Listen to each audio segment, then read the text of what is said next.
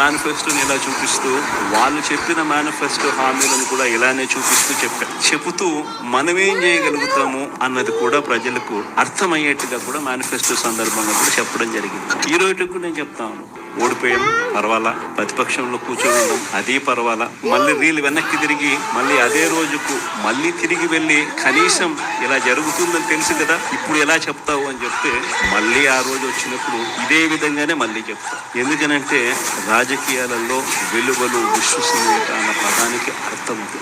ఎన్నికలు ఎప్పుడు వచ్చినా కూడా అదే విలువలు, అదే విశ్వసనీయత అన్న ఒకే ఒక పదం మీద మళ్ళీ వైఎస్ఆర్సీపీ మళ్ళీ అఖండ మెజారిటీతో మళ్ళీగా ఉన్నాం. కానీ ఈసారి ఫామ్ చేసినప్పుడు మాత్రం ప్రజలకు చంద్రబాబు నాయుడు నైజం పూర్తిగా అర్థమైపోతుంది. కాబట్టి మనల్ని మళ్ళీ 30 ఏళ్ళు అక్కడే కూర్చోబెట్టే విధంగా కూడా ప్రజలు ఖచ్చితంగా అడుగులు వేస్తారన్న నమ్మకం.